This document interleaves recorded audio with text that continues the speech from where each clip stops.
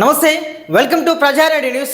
గత కొన్ని రోజులుగా మనం చూస్తున్నాం బెట్టింగ్ యాప్స్కు సంబంధించి విపరీతమైనటువంటి ప్రమోషన్లు ఎక్కువ అవుతున్నాయి. దానివల్ల కూడా అంటే ఆ యొక్క ఇన్ఫ్లుయెన్సర్ ఎవరైతే ఉన్నారో ఇన్స్టాగ్రామ్ అదేవిధంగా ఫేస్బుక్ ఇన్ఫ్లుయెన్సర్ అంతా కూడా వాళ్ళు లాభాల బాటలో ఉంటున్నారు. వాళ్ళని వచ్చేసరి మేము కూడా ఇంత సంపాదించాలని కొన్ని లక్షల రూపాయలను పెట్టి వాళ్ళంతా కూడా నష్టపోతున్నారు. తీరా చూస్తే వాళ్ళు బలి అవుతున్న పరిస్థితి. వాళ్ళ యొక్క తల్లిదండ్రులకు తీవ్ర విషాదాన్ని నెలకొల్పుతున్నారు. అంటే కొంతమంది బెట్టింగ్ యాప్స్ ప్రమోట్ చేస్తున్నటువంటి వారి వల్ల కొన్ని లక్షల కుటుంబాలు అతలాకుతలం అవుతున్నాయి. సో ఒకసారి చూద్దాం. మళ్ళీ కూడా ఒక యువకుడు మొన్న చూసాం, గత కొన్ని రోజులుగా ఒక హైదరాబాద్ పట్టణంలో కానీ ఇతర నల్లగొండ కానీ ఇటు నిజామాబాద్కు సంబంధించి పట్టణంలో చాలా చూసాం. బెట్టింగ్ యాప్స్కు సంబంధించి ఒక యువకుడు బలి, ఆత్మహత్యయత్నం చేసుకున్నాను, ఇదంతా చూసాం. మళ్ళొక వార్త కూడా ఇప్పుడు ఒక దుమారం రేపుతుంది. ఆన్లైన్ బెట్టింగ్కు బీటెక్ స్టూడెంట్, నిజంగా స్టూడెంట్స్ కూడా చాలామంది మంచి మంచి చదువుకున్నటువంటి టెక్నాలజీని యూజ్ చేస్తున్నటువంటి విద్యార్థులే, బీటెక్ సంబంధించినటువంటి విద్యార్థులు నిజంగా ఈ యొక్క బెట్టింగ్ యాప్స్ను వాటికి అట్రాక్ట్ కావడం ఏంటిది, వాళ్ళు డబ్బులు పెట్టి ఇట్లా మోసపోవడం ఏంది, ఆ మోసపోయింది మా తల్లిదండ్రుల దగ్గర ఇంకేమన్నా అవుతుందో లేకపోతే ఇంకోటి ఏమన్నా బ్లాక్మెయిల్ చేస్తారో, ఈ విషయం ఇంకేమన్నా బయటకు తెలుస్తుందో, నిజంగా ఇబ్బందులు పడతాము, మాకు కొంచెం షేమ్గా ఉంటుందనే ఉద్దేశంతో వాళ్ళంతా కూడా బలవుతున్నారు, ఆత్మహత్యలు చేసుకొని చనిపోతున్న పరిస్థితి. నిజంగా ఇలాంటి బెట్టింగ్ యాప్స్ను రాష్ట్రంలో కానీ దేశంలో ఎక్కడ కూడా ప్రమోట్ చేయకుండా ఈ యువకులంతా కూడా బలి కాకుండా చూడాల్సిన బాధ్యత ప్రభుత్వాలదే. ఒకసారి చూద్దాం. నిజంగా ఇది బాధాకరమైనటువంటి విషయమే. ఆన్లైన్ బెట్టింగ్కు బానిసగా మారిన ఓ బీటెక్ విద్యార్థి హైదరాబాద్లో ఉరి వేసుకుని ఆత్మహత్య చేసుకున్నాడు. వ్యవసాయంలో తండ్రి సంపాదించిన డబ్బులను కూడా తీసుకొచ్చి ఆన్లైన్ బెట్టింగ్కు పాల్పడ్డాడు. చివరకు తన బుల్లెట్ ఐఫోన్ కూడా విక్రయించి మరీ బెట్టింగ్కు పెట్టుకున్నాడు ఆ యొక్క వ్యక్తి. అంటే ఒకసారి పూర్తిగా 5వ పేజీలో ఉంది. వార్తను చూసి ప్రయత్నం చేద్దాం మిత్రులారా.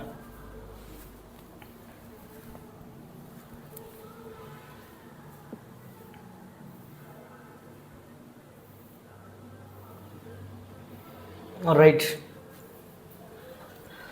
ఆన్లైన్ బెట్టింగ్కు బానిసగా మారిన ఓ బీటెక్ విద్యార్థి ఉరివేసుకుని ఆత్మహత్య పాల్పడ్డాడు. ఈ ఘటన హైదరాబాద్ అత్తాపూర్ ఏరియాలో చోటు చేసుకుంది.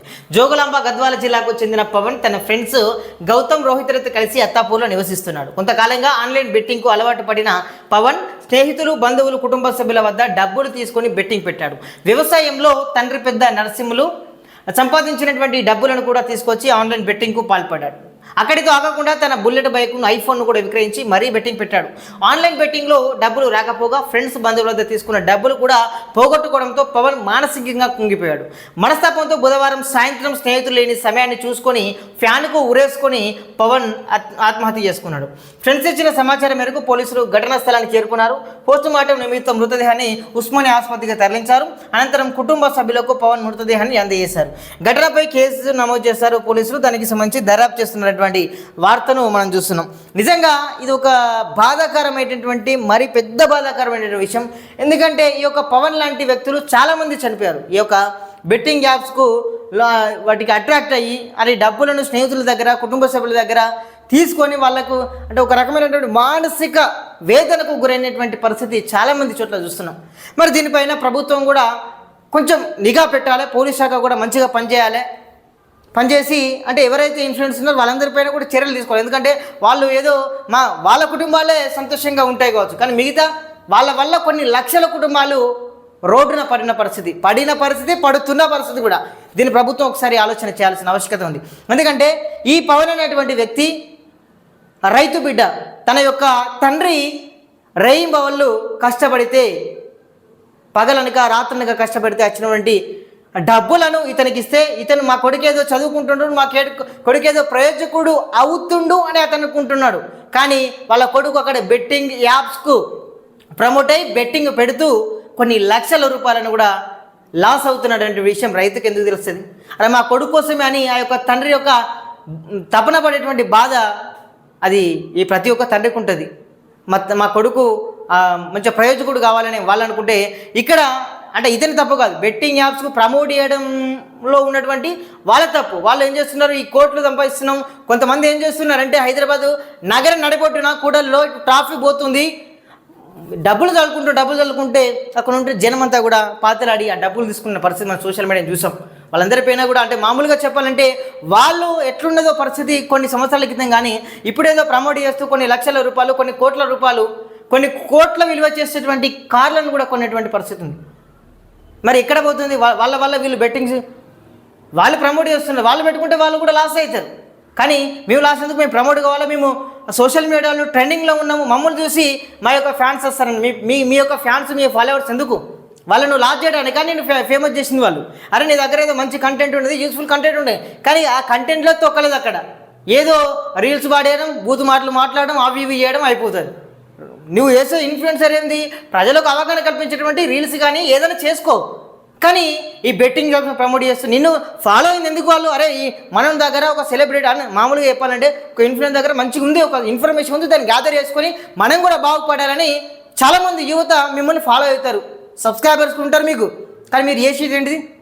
ఇలాంటి పనుల వల్ల ఇలాంటి పవన్ లాంటి వ్యక్తులు ఎంతోమంది బలవుతున్నారు. కొంచెమైనా కూడా మీకు బుద్ధి కూడా ఉందా? అరే గిన్నిసార్లకి ఇంతమంది చనిపోతున్నారు, ఇంకా కూడా మీరు బుద్ధి మార్చుకోకపోతే ఎట్లా? ఇలాంటి వాళ్ళు ఇంకెంతమంది బలి అయ్యేలా మీరు చూస్తారు. ఆ పాపం మీకు మూట కట్టుకోరా మీరు? ఆ పాపం మీకు తగులుతుంది కదా. ఎందుకంటే వీళ్ళందరూ వ్యవసాయ ఆధారిత కుటుంబం. చాలామంది ఇప్పటికీ బలైనటువంటి ఎవరైతే ఉన్నారో నిరుద్యోగులు, యువత అంతా కూడా వాళ్ళందరూ కూడా రైతు బిడ్డలే. కాబట్టి వాళ్ళు ఏదో కోట్లు సంపాదించుకున్నా మేము కూడా సంపాదించుకోవాలంటే కొన్ని లక్షలు పెట్టుదాం. అరే అది తాకుతుంది కావచ్చు, ఇంకొకసారి తాకుతుంది కావచ్చు, ఇంకొకసారి మూడోసారి నాలుగోసారి తాకుతుంది కావచ్చు అని పెడుతూ పెడుతూ పెడుతూ పెడుతూ పెడుతూ లాస్ట్కు కుండ ఖాళీ చేసుకునే పరిస్థితి, లాస్ట్కు మనమే కాటికి పడుతున్న పరిస్థితి అయితే ఉంటుంది. ఇప్పటికైనా నిరుద్యోగ యువత ఎవరైనా కూడా కానివ్వండి, మా తరపున రిక్వెస్ట్ చేస్తున్నాం, ఈ బెట్టింగ్ యాప్స్ వలలో పడి ఎవరు కూడా ఇబ్బందులకు గురి కావద్దు, ఎవరు కూడా వాళ్ళ యొక్క జీవితాలను నాశనం చేసుకోవద్దు. మీ యొక్క తల్లిదండ్రులకు విషాదాన్ని మిగిల్చకూడదని కూడా మేము మనవి చేస్తున్నాం. ఎందుకంటే మీకోసం మా కొడుకు ప్రయోజకుడు అవుతాడు, మా కొడుకు మాకు బువ్వ పెడతాడు, మా కొడుకు వల్ల మంచి పేరు వస్తుంది అనేటువంటి ఒక దృఢ సంకల్పంతో వాళ్ళు మీకు అనేక రకాలుగా సేవ చేస్తున్నారు. కొంతమంది యువకులు నిజంగా ఇలా బెట్టింగ్ యాప్స్కు సంబంధించి సరే వాళ్ళ తప్పు కాదు, ఎవరైతే ఇన్ఫ్లుయెన్సర్ని చూసి వాళ్ళంతా చెడిపోతున్న పరిస్థితి. ఇప్పటికైనా ఇన్ఫ్లుయెన్సర్ మీరు కూడా మారండి, మీ వల్ల చాలామంది బలవుతున్నారు. ఇప్పటికైనా తెలంగాణ సర్కార్, పోలీస్ శాఖ కూడా దీనిపై నిఘా పెట్టాలి. ఆల్రెడీ నిఘా పెడుతున్నారు, ఇంకా కూడా నిఘా పెట్టాలి. నిఘా పెట్టినాకనే ఇలాంటి యువకుల ప్రాణాలు కూడా ప్రాణాలు పోకుండా కూడా చూడవచ్చు. ఇప్పటికైనా తెలంగాణ సర్కార్, తెలంగాణ రేవంత్ రెడ్డి గారు కొంచెం దీనిపైన దృష్టి సారించండి, ఇంకా పక్కడబందిగా పెట్టండి. ఎందుకంటే ఇలాంటి యువతులు బలి కాకుండా ఉంటారు. ముఖ్యంగా దాదాపు 25 సంవత్సరాల లోపు ఉన్నోళ్ళు ఉన్నారట చాలామంది. వాళ్ళ యొక్క ప్రాణాలు, ఎందుకంటే వాళ్ళకు ముందుంది మరింత మంచి కాలం అన్న విధంగా వాళ్ళ భవిష్యత్తు ముందుంది. కానీ ఇలా చేయడం వల్ల వాళ్ళ ప్రాణాలు, వాళ్ళ జీవితం, వాళ్ళ ఆశలన్నీ కూడా మధ్యలోనే అడుగంటిపోతున్న పరిస్థితి ఉంది. సో దీనిపైన కూడా ప్రభుత్వం దృష్టి సారించాలి. తల్లిదండ్రులు మీరు కూడా ఒకసారి వాళ్ళ తల్లిదండ్రులకు, అంటే ఒక తల్లిదండ్రులుగా, ఒక బాధ్యత గల వ్యక్తులుగా మీరు కూడా చెప్పండి, బిడ్డ బెట్టింగ్ యాప్లో ఎవరికి మేము చూస్తున్నాం, వాటి జోలికి పోకు, నీకైనా కావాలంటే మేము ఇస్తామని కూడా మీరు ఒక భరోసా కల్పిస్తారని కూడా ఆశిస్తున్నాం. So thank you so much. దీనిపైన కూడా ప్రభుత్వం దృష్టి సారించాలి. యువకులారా మీరు కూడా ఏదో పుణ్యానికి వచ్చిన డబ్బు ఇట్లా బెట్టింగ్ యాప్ పెడితే అతను ఉంటుందని కూడా కాదు, వాటికైతే మీరు బానిసగా వద్దని కూడా మేమైతే రిక్వెస్ట్ చేస్తున్నాం. So thank you so much.